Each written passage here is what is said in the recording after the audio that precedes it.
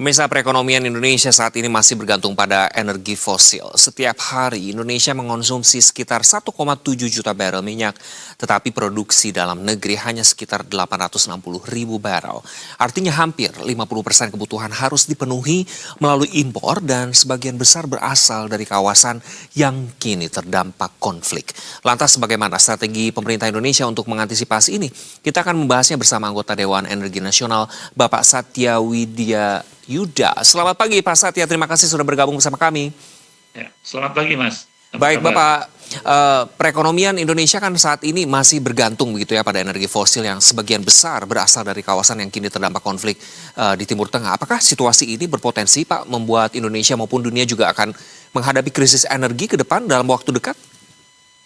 Sebetulnya bukan krisis energi ya, tetapi yang jelas bahwasanya kita melihat adanya potensi kenaikan daripada harga minyak yang tentunya akan mempengaruhi pendapatan kita, ya sekaligus juga belanja kita. Jadi bisa dibayangkan kalau kenaikan harga minyak itu $1 per barel, maka kita akan mendapatkan tambahan kira-kira di dalam penerimaan 3,5 triliun. Tetapi belanja kita juga besar, 10 triliun. Jadi kita defisit sekitar 7 triliun per $1 harga minyak naik ya. Jadi bisa dibayangkan bahwa tentunya apabila krisis ini tidak berlangsung cukup lama, maka kita terhindar dari situasi yang akan mempengaruhi daripada APBN kita. Namun demikian apabila krisis ini berkepanjangan, maka kita harus melakukan beberapa antisipasi. Tapi perlu diketahui bahwasanya impor daripada BBM kita di daerah yang bersinggungan dengan daerah konflik, terutama yang menggunakan Selat Hormuz, itu sejatinya tidak terlalu besar ya, walaupun ya cukup signifikan, sekitar 25,36 juta barel, atau 19% dari total impor kita yang sekitar 135 juta barel. Nah, kalau kita lihat bahwa kita mengimpor di beberapa tempat, jadi seperti Nigeria, Angola, Brasil, Australia, yang relatif tidak terpengaruh daripada daerah konflik. Maka Dewan Energi Nasional beberapa waktu yang lalu itu kita menyampaikan gitu bahwa bagaimana mensubstitusi ya adanya impor yang mempunyai spesifikasi yang sama, yaitu Arabian Light Crude yang kita impor dari Saudi Arabia, tapi kita ambil dari tempat lain yang tidak berkonflik. Kemarin dipikirkan untuk mengambil dari Amerika. Ya, otomatis dari sisi jarak akan sedikit berbeda dengan kalau kita mengambil dari Saudi Arabia. Jadi hal-hal demikian yang sekarang ini lagi kita godok ya, yang nantinya untuk menjaga agar impor kita tidak terpengaruh gitu. Baik, Bapak tadi menyinggung terkait antisipasi dan substitusi. Apakah Indonesia juga perlu melakukan shifting seperti Anda tadi sempat singgung, impor dari negara lain selain kawasan Timur Tengah begitu, meskipun seperti Amerika Serikat misalnya atau negara lain yang bisa disasar begitu menjadi sumber? Nah, ini lagi diupayakan untuk mensubstitusi ya, tapi tentunya tidak tidak dalam waktu dekat ya, atau tidak bisa cepat ya maksudnya.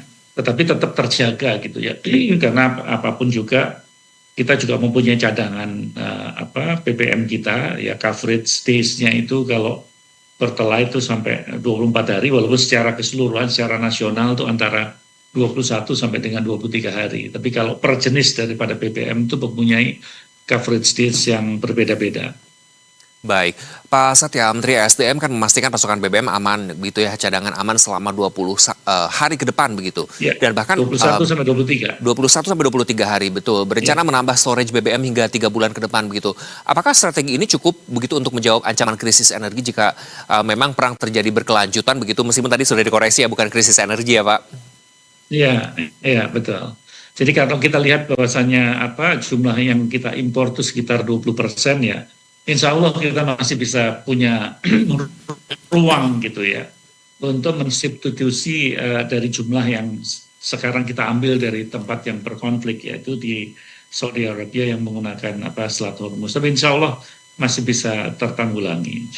Baik, Bapak, ketika memang situasi energi yang merupakan juga disebabkan faktor eksternal ini menjadi ancaman karena Indonesia masih jadi pengimpor energi ya dalam jumlah yang tidak sedikit begitu. Lantas bagaimana strategi-strategi yang tepat begitu dalam mengantisipasi situasi ini, Pak? Dalam mungkin selain tadi rencana 3 bulan, belum juga nanti ancaman, bagaimana eskalasi juga belum bisa terprediksi, Pak? Mhm. Ya kita harus mengawasi dari waktu ke waktu karena ini kan tidak bisa sesuatu yang di dalam kontrol kita.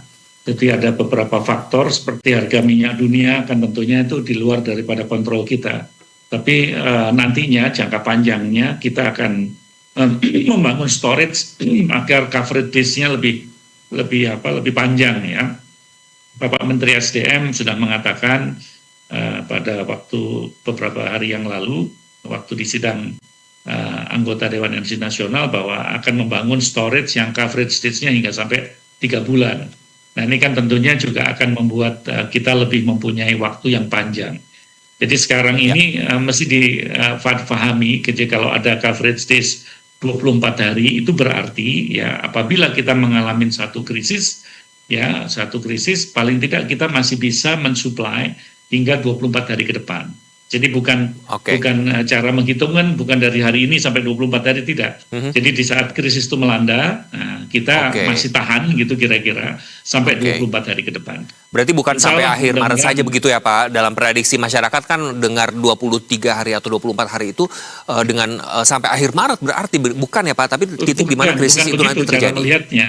Baik. Cara melihatnya bukan begitu Mas. Cara melihatnya di saat kita mengalami krisis, katakan ya hari ini tuh kita krisis, kita sudah nggak punya stok yang ibaratnya yang normal begitu ya. Nah kita masih punya waktu 23 hari atau 24 hari kalau untuk Pertalite. Jadi begitu ceritanya Mas. Kami harap juga masyarakat jadi tenang ketika mendapat konfirmasi dari Anda ini bahwa bukan dari hari ini ya gitu ya.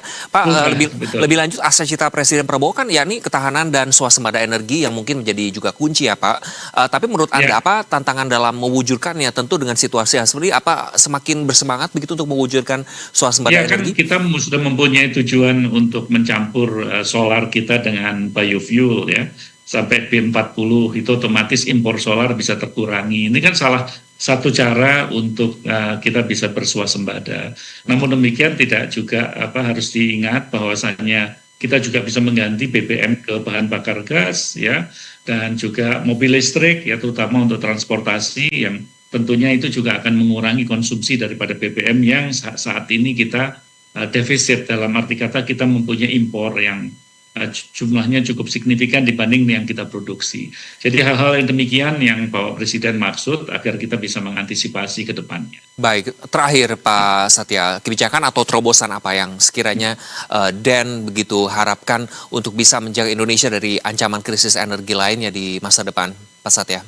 Ya, kita harus menyadari gitu bahwa apabila kita masih menggunakan fossil fuel ya dalam hal ini seperti BBM maka harus melakukannya dengan cara yang hemat, yang efisien ya seperti misalkan memanfaatkan public transportasi dan menghindari untuk terlalu banyak mobil yang beredar ya seperti yang di jalan. Jadi kita lebih mengubah pola hidup itu yang pertama. Di samping kita menggunakan mobil yang non BBM ya atau menggunakan mobil bahan bakar gas ataupun juga listrik, tetapi energi efisiensi itu sangat penting. Nah, kalau ini menjadi satu kesadaran mungkin masyarakat bisa mengurangi konsumsi BBM per hari itu otomatis menghindarkan kita dari hal-hal yang tidak kita inginkan apabila kita dalam posisi yang betul-betul krisis kekurangan dari jumlah pasokan yang kita terima. Tapi insya Allah yang ini seperti yang saya sampaikan tadi ya mudah-mudahan segera teratasi yang 20% tadi ya. Jadi kita masih punya 80%, yang 20% bisa kita dapatkan dari tempat lain sehingga tidak akan mengganggu importasi kita atau sesuai dengan kebutuhan yang ada seperti saat ini. Baik. Saya rasa itu Mas. Baik, terima kasih banyak Pak Satya atas waktu insight dan juga klarifikasi yang terkait tadi bahwa 24 hari setelah krisis bukan 24 hari dari hari ini dan ini wajib diketahui oleh masyarakat agar tidak simpang siur. Itu yang dimaksud ya. Baik, terima kasih. Selamat kembali beraktivitas Pak Satya. Terima kasih.